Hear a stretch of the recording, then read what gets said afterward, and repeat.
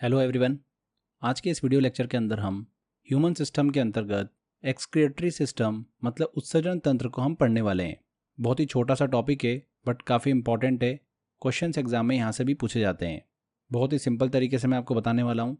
एक बार अच्छे से वीडियो आप देख लोगे, सारे क्वेश्चन आपके एक्सक्रीटरी सिस्टम से बिल्कुल सही होंगे। चलिए लेक्चर को स्टार्ट करते हैं। हमारे एक्सक्रीटरी सिस्टम की बात करें फ्रेंड्स, उत्सर्जन तंत्र की, तो ये होता क्या है पहले हम इसको समझते हैं। एक्सक्रीटरी सिस्टम जो होता है हमारी बॉडी का, उसका मेन फंक्शन क्या होता है?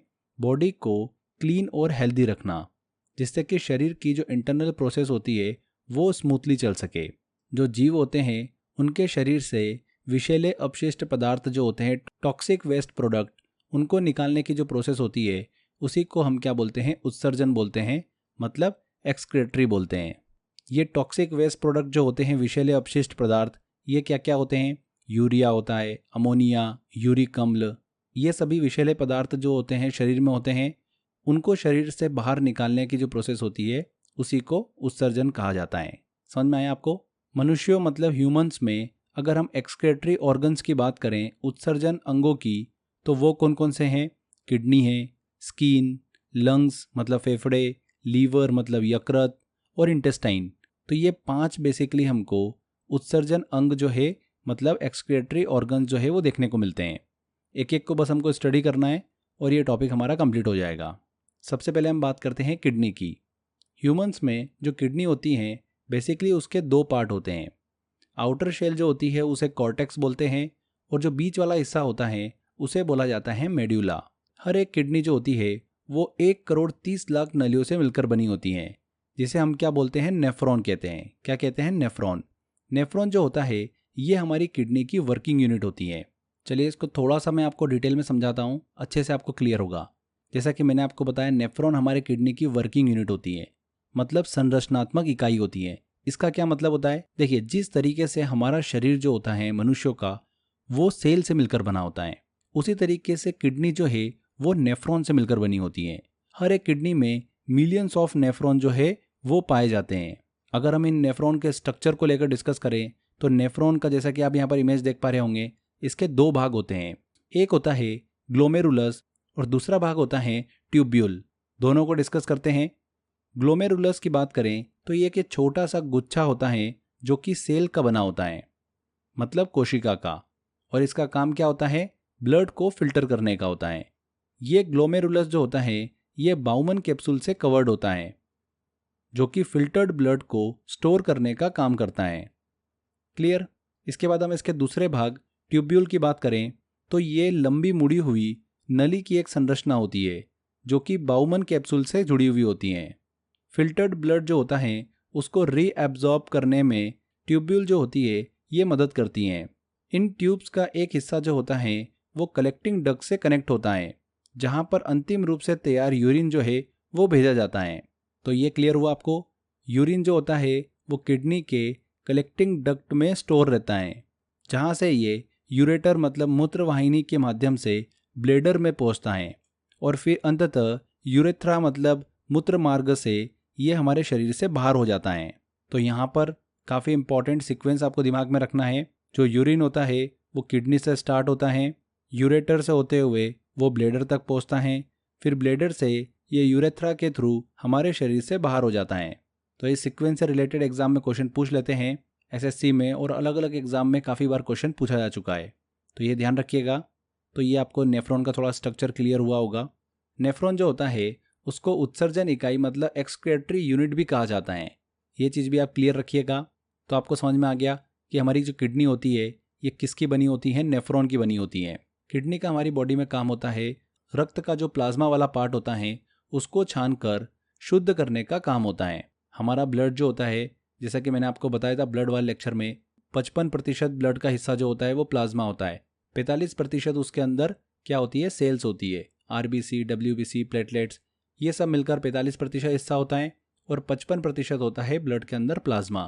तो उस प्लाज्मा वाले भाग को छान कर शुद्ध करने का काम जो है वो कौन करता है? किडनी करती है। किडनी रक्त में से, ब्लड में से जो अनावश्यक पदार्थ होते हैं उनको फिल्टर करके पानी के साथ यूरिन के फॉर्म में हमारे शरीर से बाहर निकाल देती हैं।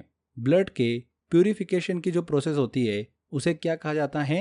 डायलिसिस कहा जाता है। ये बहुत ही इंपॉर्टेंट है, एग्जाम में पूछा गया था क्वेश्चन। ब्लड की प्यूरिफिकेशन की जो प्रोसेस होती है उसे क्या कहा जाता है? डायलिसिस कहा जाता है। यहाँ पर हमने यूरिन की बात करी थी, तो यूरिन में क्या क्या हमको तत्व देखने को मिलते हैं उनको भी डिस्कस करते हैं। तो यूरिन में 95% तो पानी होता है, 2.7% यूरिया होता है, 2% जो होता है वो सॉल्ट होता है, 0.1% सबसे इंपॉर्टेंट एग्जाम में पूछा जाता है क्रिएटिनिन होता है। तो हमारे यूरिन के अंदर 0.1% क्रिएटिनिन पाया जाता है। अब क्रिएटिनिन क्या है इसको समझते हैं। क्रिएटिनिन जो है ये एक प्रकार का केमिकल वेस्ट होता है, जो कि शरीर में जब हम मसल एक्टिविटी करते हैं, हम बॉडी का मूवमेंट करते हैं, मसल एक्टिविटी होती है, उस दौरान ये प्रोड्यूस होता है।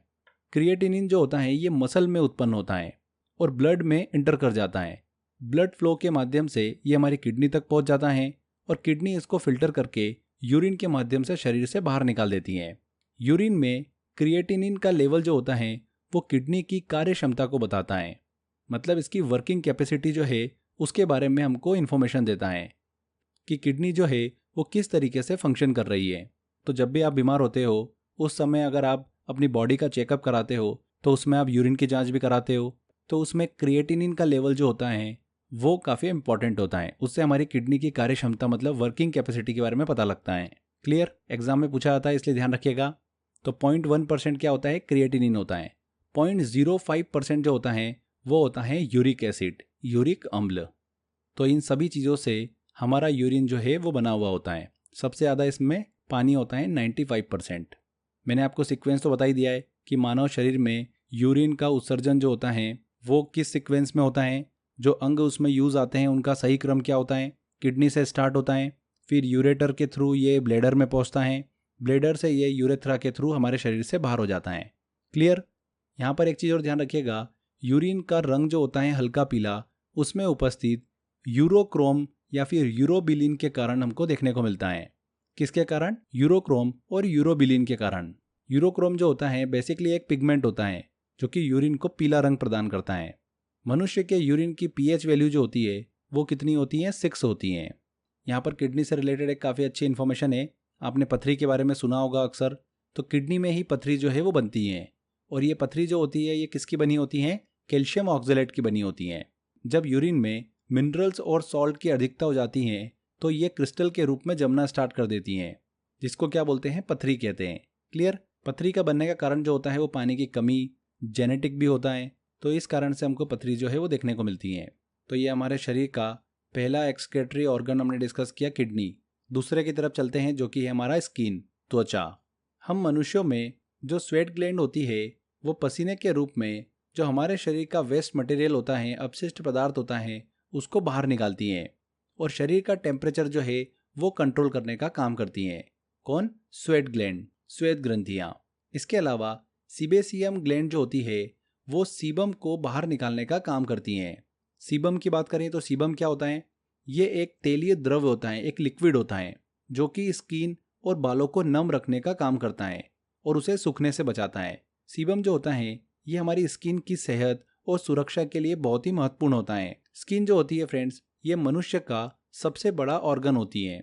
सबसे बड़ा अंग शरीर का कौन सा होता है? स्किन ही होती है, त्वचा होती है। हमारे शरीर में जो पसीना होता है उसका मुख्य काम क्या होता है? इवेपोरेशन, जो वाष्पीकरण होता है उसके द्वारा हमारे शरीर को ठंडा रखना। इवेपोरेशन के लिए लेटेंट हीट की जरूरत होती है। हीट वाले लेक्चर में मैंने आपको लेटेंट हीट क्या होती है ये अच्छे से एक्सप्लेन किया था फिजिक्स के अंदर।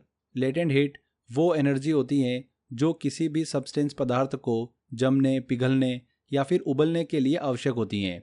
इसे गुप्त ऊष्मा के नाम से भी जाना जाता है। तो ये सेकंड ऑर्गन हमने डिस्कस किया है, स्किन। इसमें दो इंपॉर्टेंट चीज, स्वेट ग्लैंड और सीबेसियम ग्लैंड। स्वेट ग्लैंड और सीबेसियम ग्लैंड जो है वो शरीर से पसीने के रूप में वेस्ट मटेरियल जो है वो बाहर करती हैं। तीसरे ऑर्गन की तरफ चलते हैं जो कि है लंग्स, मतलब फेफड़ा।